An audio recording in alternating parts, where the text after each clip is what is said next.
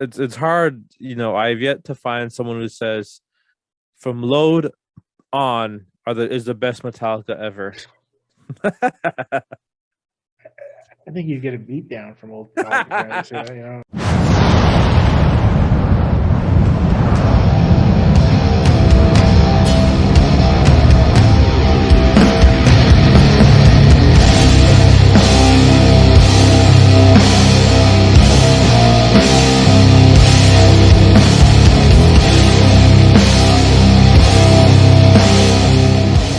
What's up, everyone? Welcome back to the Speak of the Madman Podcast. I'm Joshua. This is Joey. Episode 3. Can't you believe it? So, Joey, what's up? What's happening? It's going good. So much music out there to listen to, not enough time. Yes, sir. So just before we got started here in the podcast, you brought up a band. Who did you say that was? You brought up... No, I was talking about how I've been listening to Interpol. Interpol, okay. Yeah. So, Who are they for the folks listening at home? Who are they? Are they anyone that we know? Good tracks we have know, or are they more underground band here? I would say they're a pretty fairly popular band. I think they're from New York. I think they originated from. Okay. They're an American band. But they've been around for 20 years at least, I would say. Coming up on 20 years maybe. And I've always liked the band a lot. I know they get criticism, I think, from sounding too much like Joy Division, the singer. But you know what? To me, it's just you got good songs, and they got good songs. So, but what's interesting about that band is the bass player that they used to have, I think his name is Carlos Dengler, from back in, I think he left the band in 2010 or something like that. Yes, sir. Right here, Carlos Dengler, bass guitarist, keyboard. Yep. So this,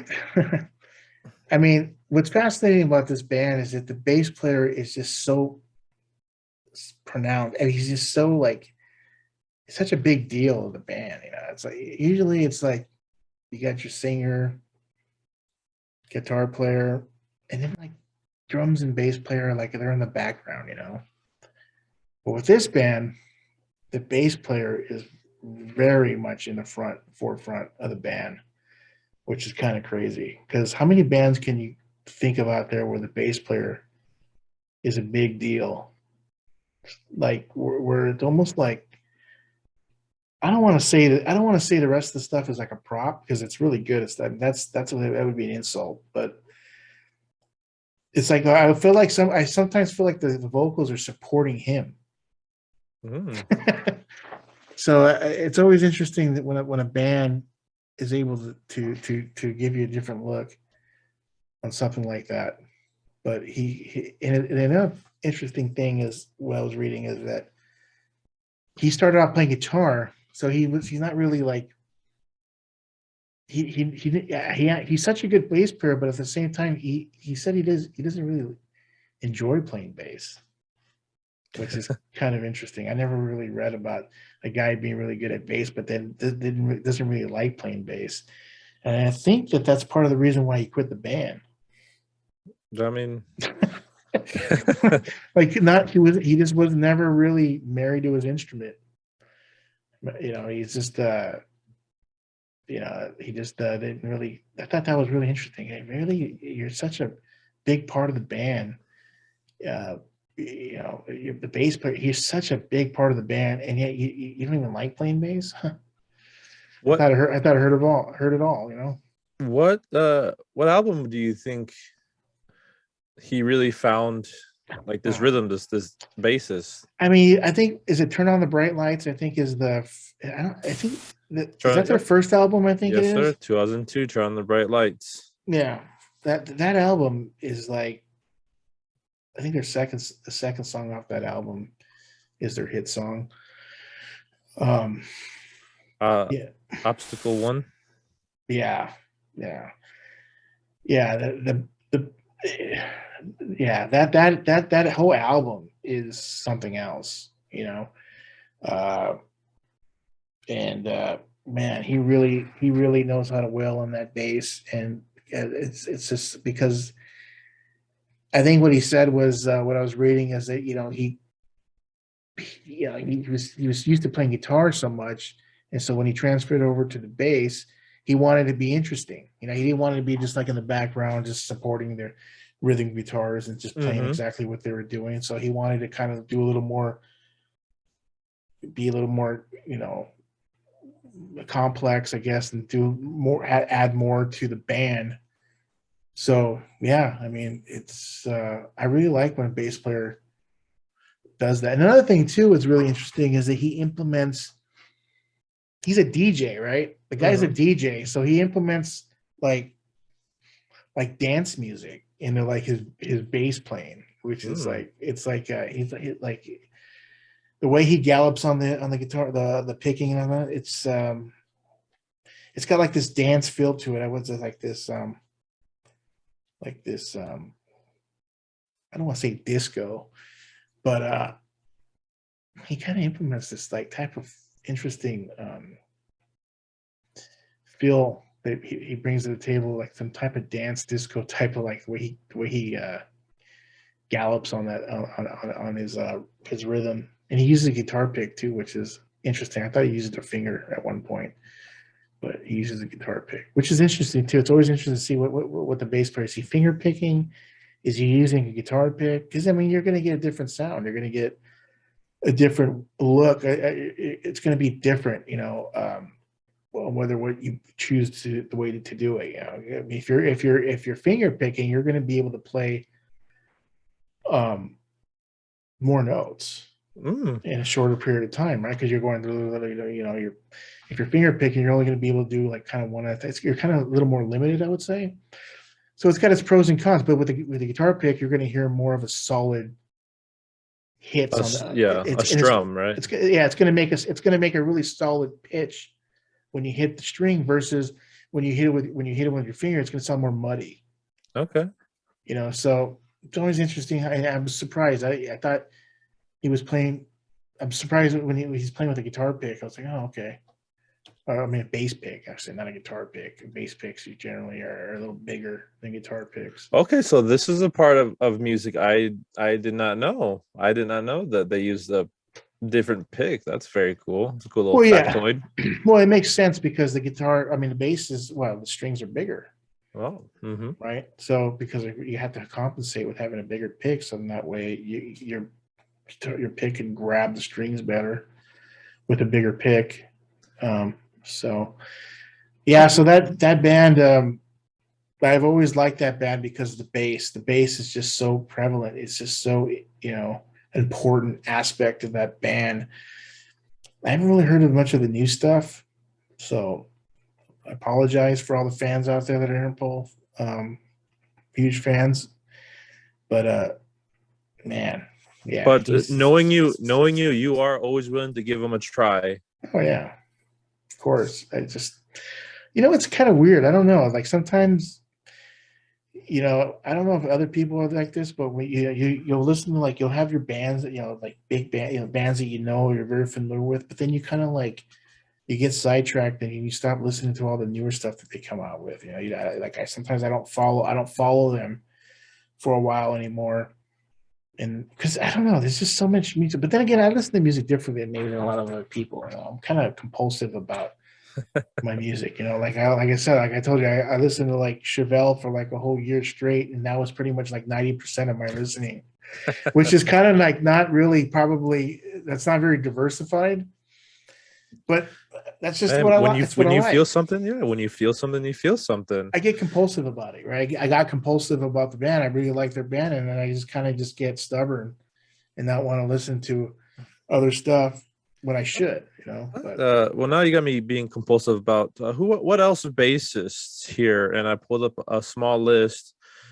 I'm just gonna read off a couple. Let's see what your thoughts on them. Let's start with Les Claypool, Primus. my girlfriend really loves them. Nice. It's funny because every time I remember like Primus, they always play with like bands that I don't feel like are really matched up with them. Can you really match Primus though?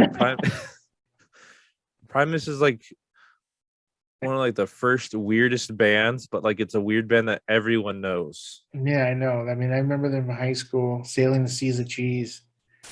And That's a good album. Yeah, Cork Soda, stuff like that. yeah, and I had friends of mine that really liked them. I never really like.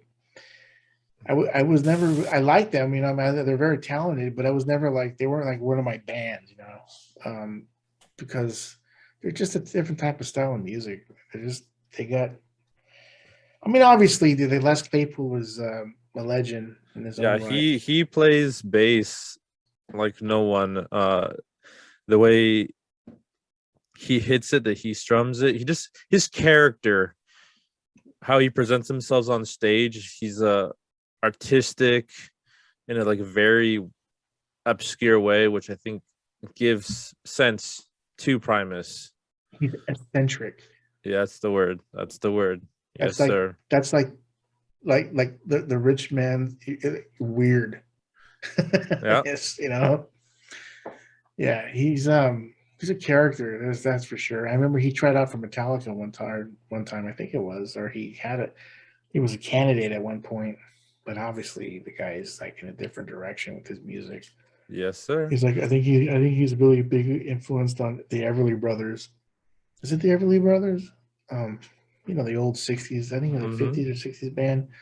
That would make sense. But speaking of Metallica, we have the very famous Cliff Burton. Where does he stand on your list of bassists of musical gods, Cliff Burton?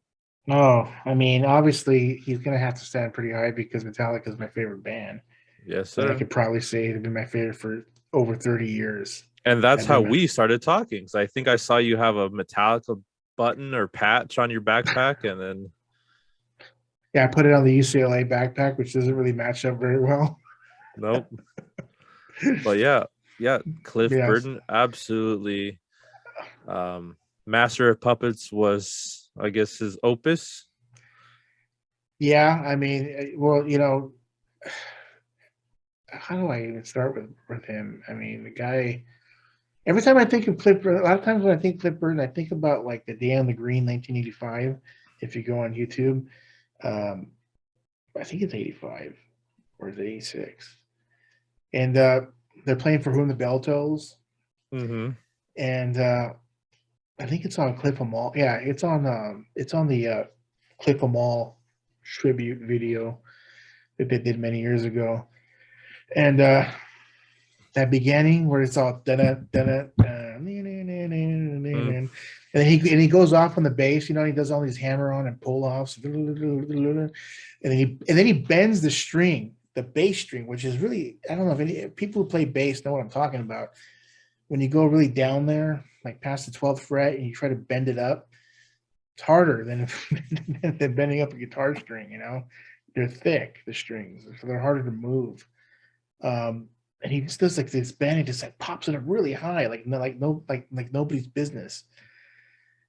And then when he does that pull up he bends it up, and he goes and he comes in with the rhythm. And, oh man, I just think that's perfect. I always think about that with him. But anyways, I don't think we've seen enough of him. I mean, I think it was just his time was just too short. I mean, he came out with like 3 legendary albums. Yeah. Oh.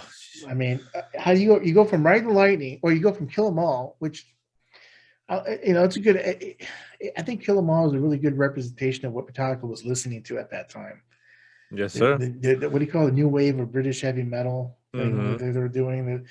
I forgot what bands are part of that. I think it died.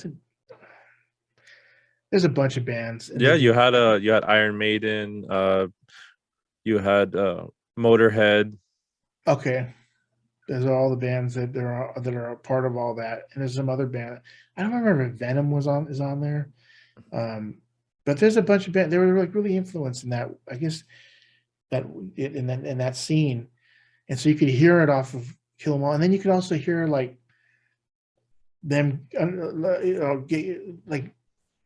like create, like putting their style together, like creating their style when Ride the Lightning comes out. And Ride the Lightning is just, what an album, I mean, this, Yep. With such classics as For Whom the Bell Tolls, Fade to Black, Creeping Death. yeah, I mean, it's let's say that song. Let's go back to Ride the Lightning. It starts off with Fight Fire with Fire, right?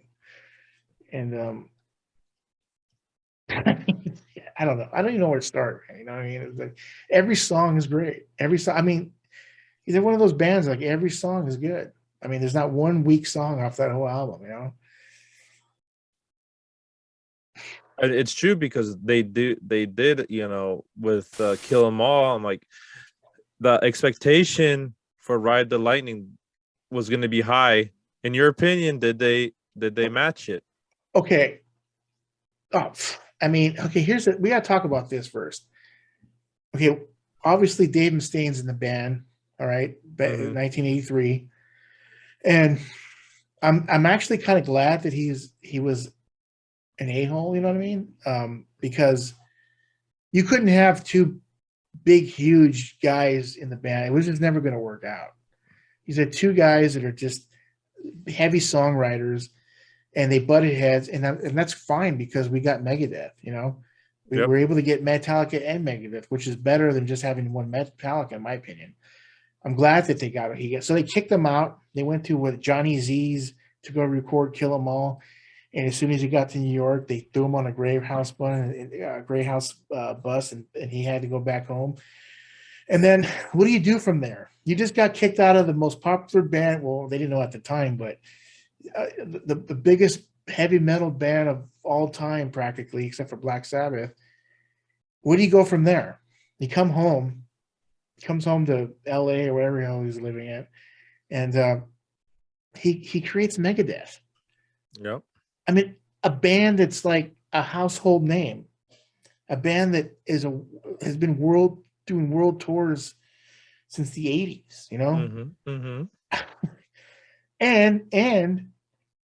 and he decided, instead of getting a singer, I'll go ahead and take the reins on the singing. No problem, I mean, how do you even do that? I don't even know how you do that. So it was your statement from earlier. It was just two alphas, just two pit bulls. And then his singing is like just so original. I mean, I don't know anybody who sings like Dave Mustaine. Yeah, a very gruffy, a very rough voice. But He shouldn't even be singing, but he made it work. He made it work, dude. He made it work, and I like it. Mm-hmm. I like his singing. You know what I mean? It's not conventional. It's not traditional in any sort, but it works for them. It's hilarious. It's great. Anyways, I'm gonna say, so he started that. So Metallica does Kill 'Em All, and then kind of 1 year later they come out with Ride the Lightning, and then it's, in my opinion, it was even better album. It's just a better album.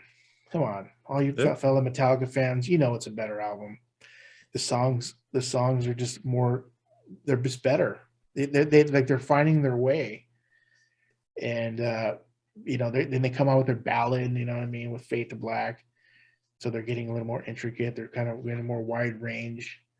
Been just pigeonholing themselves in that style of Kill 'Em All. They're kind of coming out a little more. So they did that, and then I'm sure they got on the world tour. They started touring all over the place, right? And then, like, when you think that that's it, they come out with Master of Puppets. And then that album is even better. You know what I mean? And when I say better, I mean most bands can't even hold a candle to Ride the Lightning, right? Mm-hmm. But when you're talking about Metallica's work, then Master of Puppets is even better than Ride the Lightning, in my opinion. I mean, the recording sounds better. The songs are better, and I don't mean to say better like the songs are any worse. It's just like, I don't know how to put that. I don't mean, I don't want to put down Ride the Lightning because it's just, It's 100 times better than most things out there. But man, Puppets is the best. I think Puppets is the best album they've ever come out with. So they came out with that, and so you got Cliff Burton doing his thing. He's doing Orion, off that album. The Master Puppets. For Master Puppets, yes. What about Anesthesia Pulling Teeth? Anesthesia Pulling Teeth from Kill 'Em All. Yes, sir. I for a long time, I'm like, this is kind of weird, but it was just one of those days that the planets aligned and they came on the headphones, and I really listened to it, and knowing nothing about how to play bass or nothing about any of that, I heard it. Like I heard what he was trying to do with that song, and I was like, wow, now I know why the legend of Cliff Burton is the legend, because that song, when it vibrated in my headphones, it made me feel like this is something that was going to change music forever. And it did, because you just that's metal. That is metal. And I was like, from then on, I was like, I became a Cliff Burton fan, and I listened to every song from Metallica, like new, trying to hear how he played the bass. And yeah, dude, Cliff is the man. Yeah, he was in the band Trauma, I believe, before Metallica, and I guess they saw him play down here in LA or something like that. And believe it or not, Metallica wasn't doing very good here in LA back in '83 or '82, I think it was. And they saw him play. They liked his work. They liked him, and I think part of the deal was like he told them, "I'll join your band, but you got to come up and relocate to San Francisco." And Metallica was like, being that they who they were and wanting to conquer the universe at that time, still today, they did. They relocated, and then they were able to get their bass player. And man, talk about this! He really complimented the band. I mean, he complimented them so much that, in my opinion, I almost want to say like they were never able to replace him, really. You know what I mean? Like they got Jason Newsted. And I just felt bad, because Jason Newsted is another very talented musician. He has great credits to his name, but it's when you're following a Cliff Burton, it's hard to jump in his shoes. I mean, it's not fair to him. It is not fair. You know what I mean? But hey, whatever. You know what I mean? It's the way it is, and he got hazed like no tomorrow when he joined the band, because why wouldn't you, right? You're going to give this guy this perfect situation and just waltz right into a band that's already established, been making all this money, doing world tours. We're going to haze you. And haze they did. They hazed them to death. But I don't really feel like they ever really got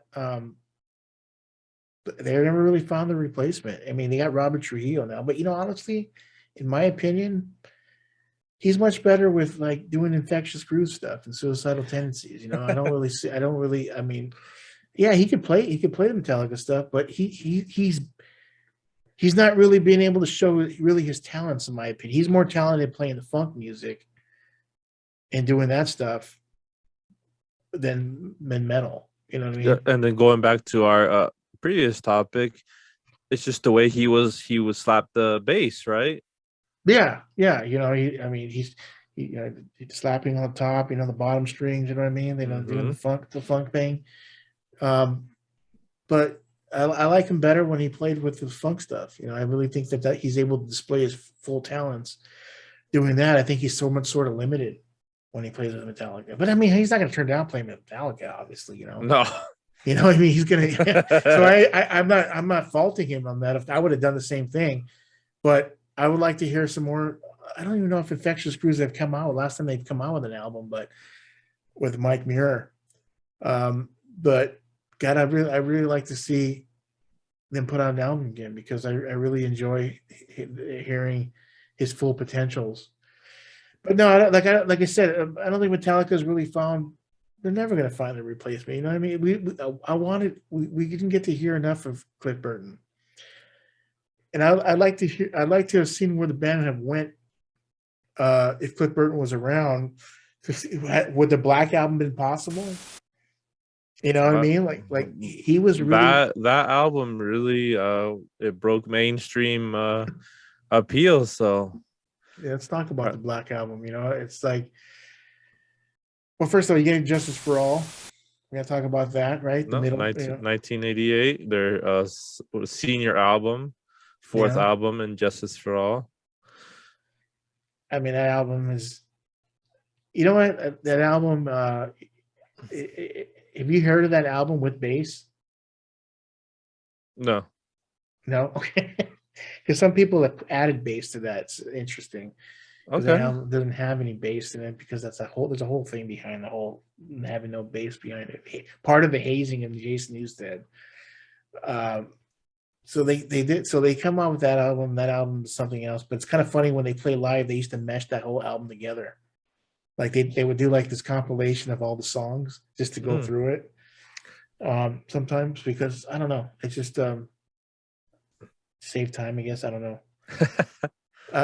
So you have that album with songs like Blackened and Justice for All, Eye of the Beholder, and the very popular One.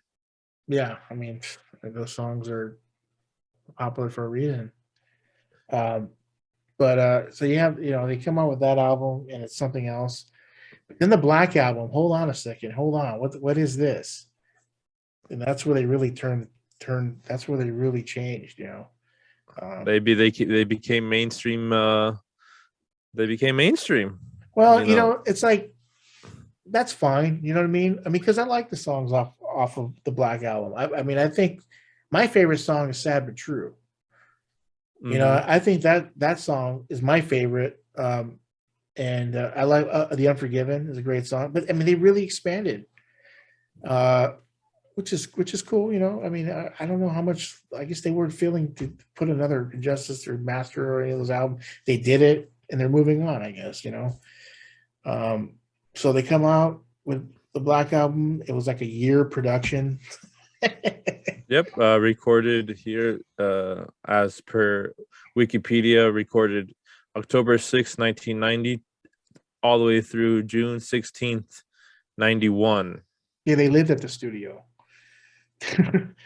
They lived at the studio for like a year, putting the song. See, they had so much money at that point that they can actually come to the studio without even having all the songs done, or they could write the songs at the studio and just live there for like a year. They already had money to do that. But they came out with that album. That album was just huge. It was the biggest record selling album at that time for them, I think, because they opened up, they expanded to more people.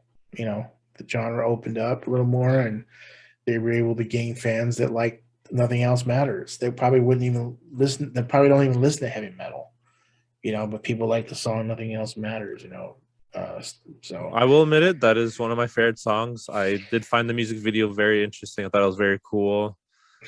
Is that the one where they're in the studio? Yes, sir. Yeah. They made quite a couple videos off that. Didn't they? They had I think they did Wherever May Roam, obviously, Inner Sandman. They did Sad but True too. The Unforgiven. Nothing Else Matters. I'm trying to think what other videos they put out. I think that might be it. No. Anyways, so they came out with that, and then you know what was the album that came out for that? Load. I think they came out with Load. I got a story to tell on that one, man, because being an old Metallica fan, the first half of their career, or that half of their career, that Load album was really, really even more of a surprise than the Black Album. And then the whole Metallica fans know what I'm talking about. That album, you have like a country sound. in there, like sounding song. That album was just it's disappointing.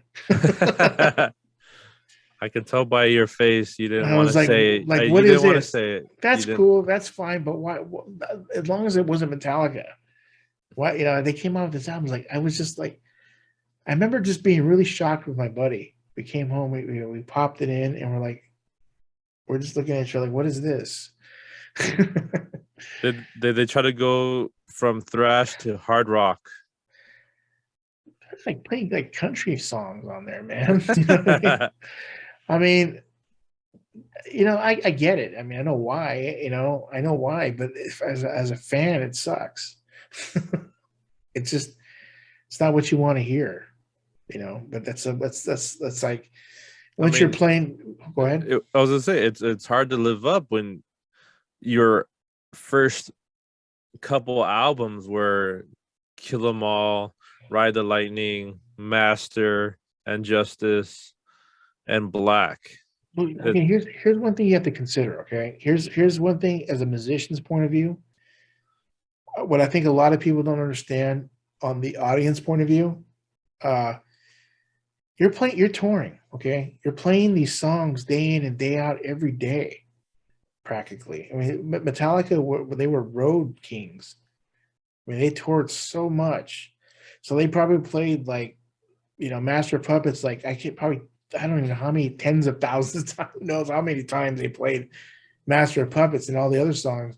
So when you're playing those songs day in and day out every year on these long tours, and you come and then now here it's what year, I forgot what year Load came out, like 97 or something like that, or 90, somewhere around that time. 96. Yep. 96. Okay, it came out in 96. By that time, I mean, they've already been playing those songs 13 years, right? Like Master of Puppets, like, well, not 13 years, but like, a little less than that. But nonstop. They've been playing those nonstop. So in their mind, they're thinking like, we're tired. We want to try something different. I mean, it's the creative, it's natural for your creativity want to go somewhere different. It's only natural. So I get why they came out with something that was a little different, because they wanted to try something different. So yeah, that's what happens. But in all honesty, have you met a person that said that their favorite album is Load? They wouldn't be my friend, that's for sure. No. That's a different fan base. I don't remember if they came out with Load 2 after that. Was that Reloaded? Remember? Reload. Yep. Reload. I don't even know. I said Load 2. I pretty much like stopped listening for a while. I think they came out with Saint Anger or something after that, or something. 2003. Yeah. Anger. Yeah. That's it's funny. It's hilarious how that drum snare sounds on that song that they're at the prison. Yes, sir. That drum snare, like, I don't know what the heck Lars was thinking on that, dude. It's just a weird. It sounds like it's a weird sound. How do you describe it? You can't even describe it. You know what I'm talking about, right? Yeah. It sounds like this really hollow, like it's got like a bunch of sand in the snare. It's like the story construction workers. Yeah, huh? I said the story I have with this album is somehow I ended up listening to it my first time trying to go to college, and I was listening to it on the way using the tram or the Sprinter that's by over here where I live, the public transportation bus type, and I just kept listening, just like for some reason, I just kept listening to that album, and I kept listening to Saint Anger, and it's just like, I'm like, all right, I can understand. This is kind of cool. I was getting into it, and then I was like, wait, but this isn't the Metallica that I started listening to. So it's that division of kind of like the 90s Metallica and the 80s Metallica. Yeah. And once it's hard, I've yet to find someone who says from Load on is the best Metallica ever. I think you get a beat down from old Metallica fans. I mean, that's just a ridiculous statement, But hey, you know what? What do you call it? To each his own. People like that. That's fine. But it's one of those type of things. Like, I don't even want to understand. Yeah, because it's sort of like Hetfield. His voice has changed so much at that point. It has. I mean, But how do for you? the same reason, what you just said, it's just when you're touring since the 80s all the way up to, like, let's just say up until 2003, St. Anger Time, man, dude, your voice must be shot. It's shot, and then when Bob Rock got a hold of him back at the Black Album, he started doing a lot more whoa, whoa, whoa, yeah, yeah, yeah, whoa, whoa, yeah, you know what I mean? A lot more of those vibrato type of like singing, and he didn't do that before back in the old days. It was more raw. It was more like he didn't do that stuff. I never really liked when he did I don't really like when he does that. I wish he would just sing more raw and just more like I don't like I could use less of the wah wah wah whoa whoa whoas, and he started doing that at the Black Album, and then that, and then Kirk Hammett started using too much wah wah pedal. So he got a hold of that wah wah pedal and never let it go.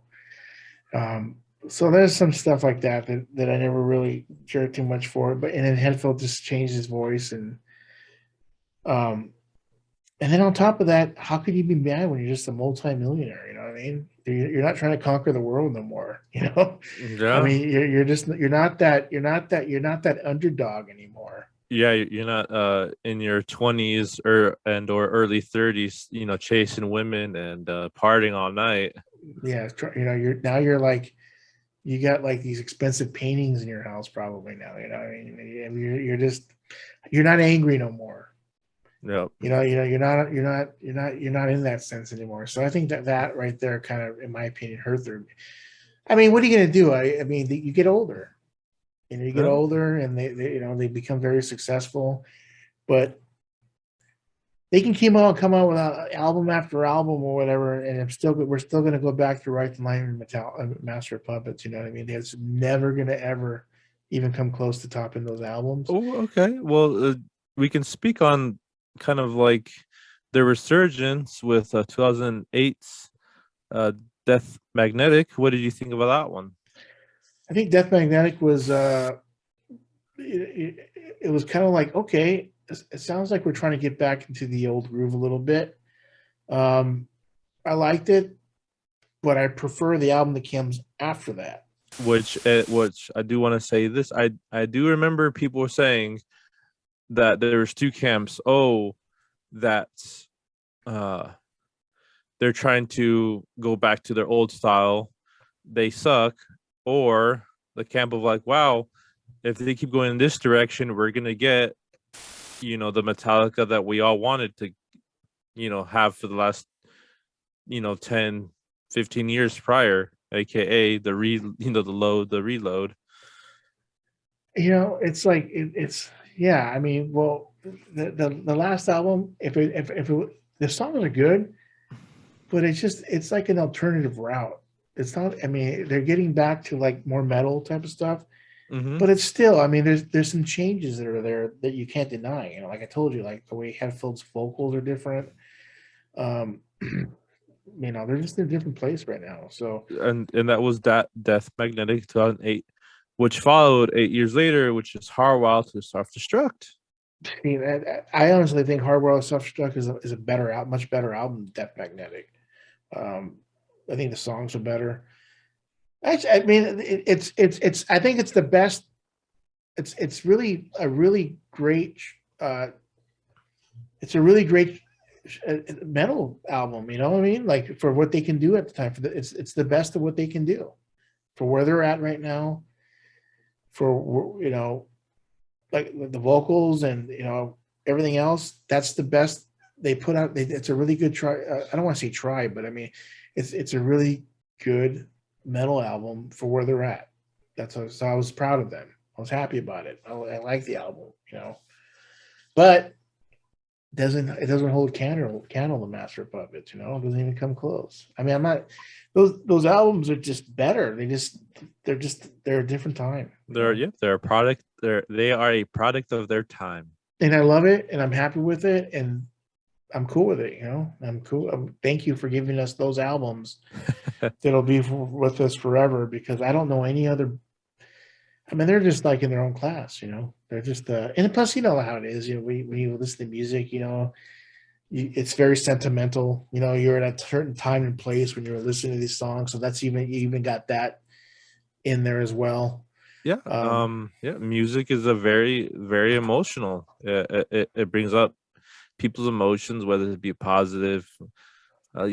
Sadly, sometimes it could be a negative feeling, but sadness, anger, all music is a very emotional art form. Mm-hmm. And people, I think, forget that music is a product of their time. And as you said, Metallica's 80s albums to Metallica's now albums are totally different because they are a product of their time. Right. They're coming at you with a different. I mean, they got a lot of high production going on. You know, I mean, they got the money is endless of what they can do. You know, they got all the equipment. And it's what you said not that long ago, that they're not the kids anymore that wanted to be the best. Now they're the guys that prove that they were the best. You know, headlined every concert, headlined every stadium, arena tours, you know, this, that, and the other. What else was it? What else do they have to prove to themselves now? You know, I wonder, like, I mean, how long do they expect to tour? You know, are they going to keep going like Ozzy and just keep like, because these guys, man, I mean, they're workhorses. They've been workhorses since the beginning. I don't even know how they even keep a family. Honestly, these guys, they work so much and tour so much. I mean, it must be very difficult to be in a relationship with any of these guys, you know. it just goes back, you know. It's just how, you know, music is an emotional art form for us, the listeners. You know, I can't even think how emotional it is for them to, you know, create the music and then give it to the public and then have them get back in reactions when they do these tours. It's hard to let go of that roar of the crowd, right? Oh yeah. I mean, even with you did a little touring, you did a little this and that. Just when you're on stage and that crowd is there, explain that feeling, because I probably will never know that feeling. It's interesting because it's like it, you know, it's live, you know, it's in real time. It's you know, you come on stage and everybody's looking at you, you know. I mean, everybody's like got their eyes, and everybody wants to hear you. Everybody's supportive of you. At least if you're in a band it's somewhat known, or people are coming to see you and they like you, you know, it's one of the best feelings, because it's a little different than, like, say, like you're an actor, you're performing, you know. It's because it's like you're only there with a couple people in the place and all that. This is different because you have, like, you can have, you know, you know, depending on what type of size venue, but you know, you have like a bunch of people and you have all these. I can't compare. I can't really explain it. You walk on stage and everybody's already there. Like, I remember, like, when I used to play at the Glass House in Pomona. You know, you're backstage, you're hanging out, you're in the, you know, you're sitting on the couch. You know, they had like this. There's like this kitchen. They have like this kitchen in the back. You know, backstage, and you're just hanging out with your friends, you know, and chilling. You know, you got catered food, you're drinking beer, whatever have you, and then they're like, okay, it's time for you guys to play. And you're like, all right. So you go up there. It's all dark. I remember you walk up the stage, and I remember, like, there'd be like this big old, like, barrier, like this like dark barrier, so you can't really see anybody. And then you walk up on stage, and all of a sudden, when you turn onto the stage, it's like you see just everybody there. Like you're in a room for like 10 people, 15 people over here. Like you're thinking like nothing's going on. And then you go on there and then boom, everybody's there. And it's a great feeling, you know. It's like, wow, you know, everybody's there, and the energy you feel like when everybody's there, it's like no other, man. And when you're ready to perform, it's game time. And Yeah. and you play and you like turn on my guitar, you know what I mean? I strum up my first notes. People are getting excited. They're ready to just lash out. You know, I had a hard day at work or who knows what, you know, and they're ready to just get a release, you know. So then you hit the first notes, and it says, and I remember just how it was just such a great feeling, and it was like I was really I was confident, you know. I was confident what I could do. I was confident in my guitar abilities and what we could, you know, what we were going to do. All of us were confident, you know, what we're going to do. So we weren't like nervous. At least I wasn't nervous. I was, you know, I was just anticipating. I was more just like, damn, finally we get to play, you know, anxious. So we go out there and we play. And so when you're not nervous or anything like that, you know, you can go out and have fun. You could really have fun and play. And I always tell my friends too, like, God, man, I wish you could trade places with me one time and just play and see what it feels like to play. Here's the guitar. Go up there and jam, because it'll be nothing that you've ever felt in your life before. It'll be nothing. There's nothing that can compare that. And then take that and then go on tour where you're playing like every night. Mm-hmm. Like that, you know. Well, the tour is not like that all the time, because I think people get the wrong impression that they think they see a Glass House show where there's like, you know, the big show, you know, 1,000 people, Voodoo Glow Skulls headlining. You know, I think people get that they think that that's how it is every night on tour. It couldn't be. It couldn't. No, it's not like that at all. You know, it's like you get these. We played some shows where there was nobody there. I'm not kidding you. You know what I mean? The people, the workers were there. That's the only people that were there. You know, and we're like, oh, you know. So there's those shows, and then you know, and then you play usually like Fridays and Saturdays are your big shows, because that's when people have their time off and that's when they come. You know, and you play those big shows, and then when you're on tour and you're playing, it's like the best thing when you're starting. When you don't have a family and you're a young kid, it's like the greatest thing in the world to tour. Because you're getting to travel, you have a reason to travel. You're like a gypsy with a reason,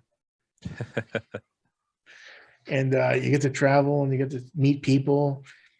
It's funny because it's like when you come in town and you meet people that are there, it's their day off. It's a lot of time. Oh, we're taking our day off. I took my day off of work, whatever, you know. And so it's like every day is a Friday to you, you know. You get to expand on it, and then you go to the next town, and you meet these people, and like, oh, it's my day off, and then just rinse and repeat, you know.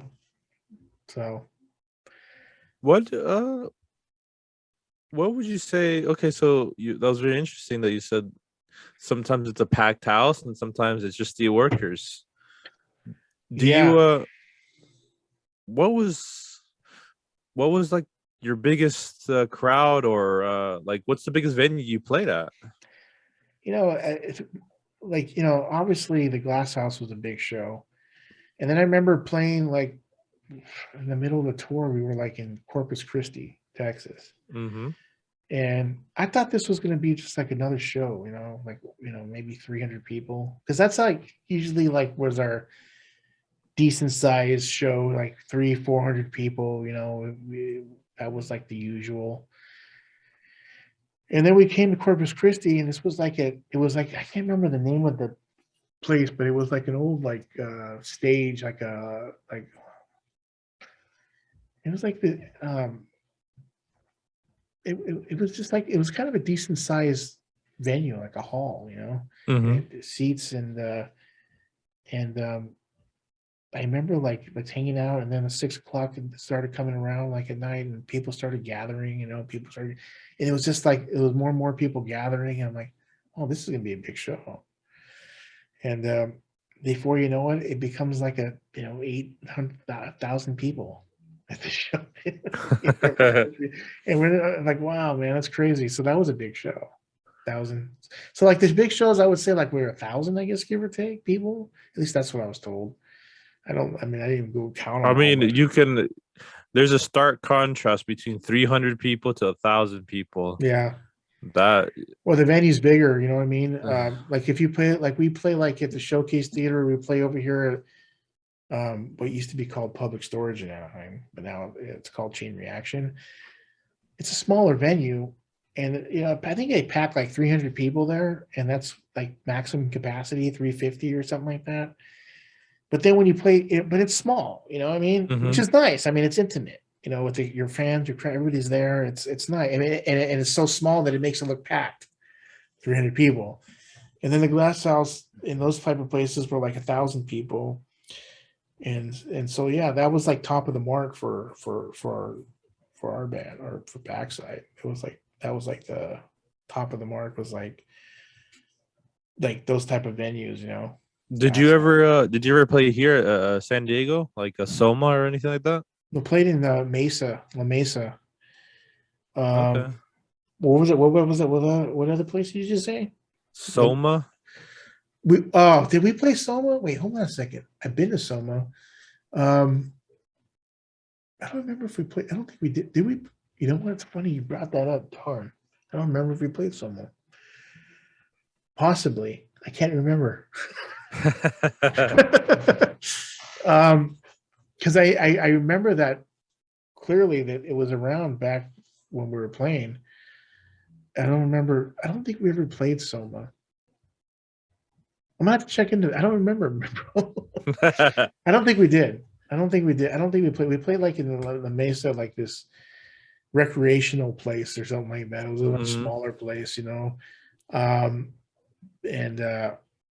actually, that poster back there, you can see Alkaline Trio behind my Les Paul. That was at Soma. That Alkaline Trio poster I got 2005. But I don't remember if we played there or not. We played a lot of places though. Did you do like college campuses? Yeah, we did USC one time. Oh, yeah. We played. Yeah, I know. Well, at the time, And before any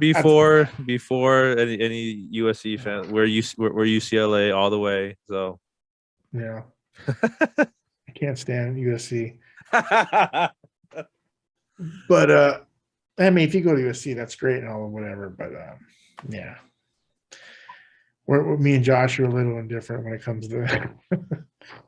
we're UCLA pride right here. That's for yeah. sure. So no, but I was thinking, did you ever do the UCSD, the Che Cafe? Did you do that one? Which one?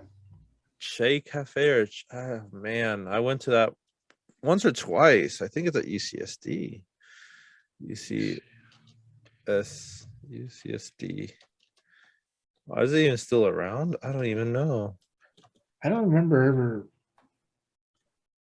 Yeah, it's at UCSD Che, like Che Guevara, Che Cafe. Right now it's called the Che Collective. Very weird. No, never been there. I think, like I said, I think we go to like I'm sorry, not La Mesa. What am I talking about? That is in San Diego. That is in San Diego. It's in San Diego, right? Yeah. Or was it La Jolla? That is in San Diego too. Somewhere around that area we played, I think. We didn't play in San Diego that often. I think there's one. It's funny because there's like one show on YouTube for one song where we played in San Diego. That I walked across on. I wish there was more of a show on there. There's only one song, but that was like where we played. I can't remember the name of it though. And the funny thing too is that the band, or at least when I was in the band, we didn't really play LA much either. We played the Roxy, but I mean, we didn't do as well there as we did in obviously in Corona Showcase. We did the best there. But yeah, I mean, that was we did a lot of recreational places and parks and stuff like that, and sometimes we play like in record shops, record stores, and stuff like that. And then we played in Cahoots, the Riverside, I remember. And what did you ever do, like the House of Blues or anything like that? Yeah, we played the House of Blues once in Anaheim. Which one? Oh, by Disneyland, or is that a new one? No, the one. Well, I mean, the original. Like we played there like 17 years ago. So it's like it was just, I think it was new, but it was like just new back then. And we played there. So I played that stage one time, the House of Blues in Anaheim. And yeah, it's funny you brought that up because I forgot I forgot about that. Yeah, that was yeah, that was interesting to play because it was a different setup, you know. It was, we played a lot. We played in Ventura too. And this is all with your band at the time, Backside. Actually, the Ventura was with Trench. I don't think we played at the Ventura too with Backside. I'm trying to think of. We played a lot of showcase theater shows, man. We had so many shows there. That was like our home court. I would really love if any of our listeners ever remember going and seeing a Trench or Backside. Were you where were you mostly touring? California's just everywhere. Well, I mean, we did we did the US like all 3 times that we toured, but one of the tours we went up to Canada. So it's like we went up north to, you know, play a show at San Francisco, then we played at Portland.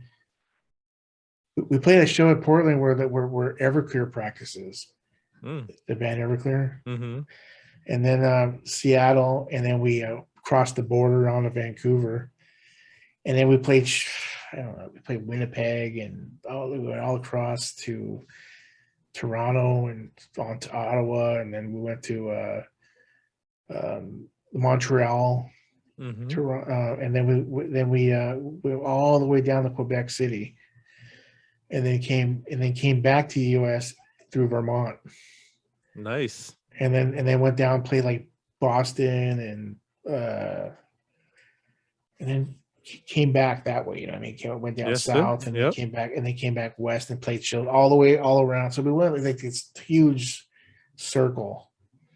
And let me tell you, I mean, I remember we played in Canada. When we played in Canada, to go back to Canada, we played in Winnipeg. I think it was Winnipeg.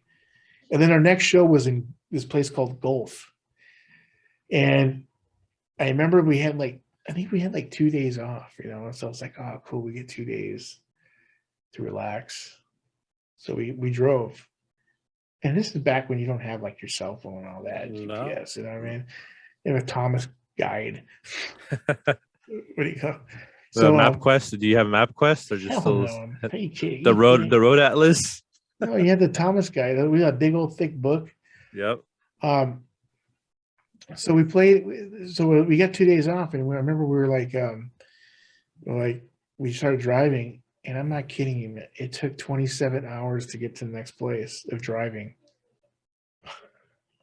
As a person who loves road trips, that sounds fun, but yet sounds very tiring. We went up the Great Lakes, and there was so many lakes up there, man. If you're a fisherman, oh my God, you're in heaven. You know, lakes and lily pads and all this stuff. And we went all to the north and went to Thunder Bay and we finally got to Gulf after 27 hours. I could not believe how long we had to drive. It was such a long drive. So when we do like 5 hours or 4 hour drive, that's like nothing. That's like, it starts to become nothing. But anyways, we came around, and then that was one tour, and then we did like another tour. I can't remember. I have my little itinerary like badge thing like that we used to use for backstage. I still have it. It has our logo with the Voodoo Glow Skulls and all that. And it's somewhere. I don't know where it's misplaced it, but it's somewhere in this house. And so we did, I think, like 3 tours with them, and then they did a Mexico tour. But I couldn't go because I had a job. I ended up getting a job working in a mortgage business, and then they were like, "Okay, we're going to do a Mexico tour, a whole month, just Mexico, like for a month, like all over, like just playing everywhere, like staying at people's houses." And that's another thing I forgot to mention. When we toured, I mean, we stayed at people's houses most of the time. We didn't get rooms. We did every once in a while, but most of the time we would just wherever we met. we would just try to find out some place we could stay at their house and take a shower, and so we were just staying at people's houses that we just met. That's how we did it on tour. We saved money that way, and it worked out pretty well, actually. It worked out pretty good, especially when you're young. It works out. So with that, but anyways, the Mexico tour, yeah, I didn't do that one, and it was like a whole month, and I couldn't do it. I was like, I'm not gonna quit. I didn't want to quit my job, to leave for a month and then be jobless when I got back. I was just like, eh. So that was it. That was pretty much the end of the touring. And that's when Joey entered adulting. I started doing the 9-to-5 thing, like, I don't know. Sometimes I wonder, like, should I went? It would have been an experience, but you can never. Whatever. What happened happened. Yeah, you can never think life like that. But hey, man, you have some cool stories to tell. And with that being said, yeah, we start off with something.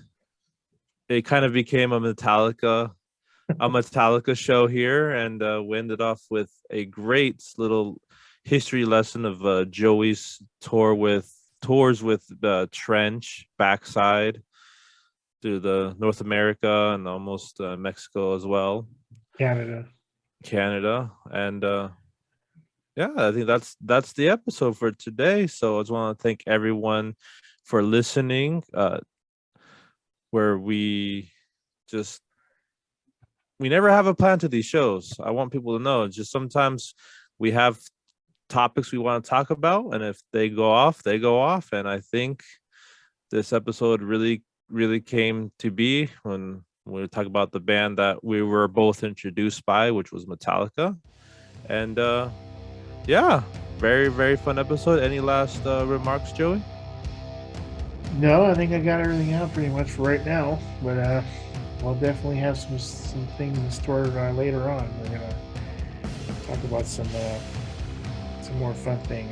We're trying to talk about some things that maybe don't get expressed too often, All right, well, thank you, Joey, and yeah, thank you everyone for listening, and we'll catch you on the next one.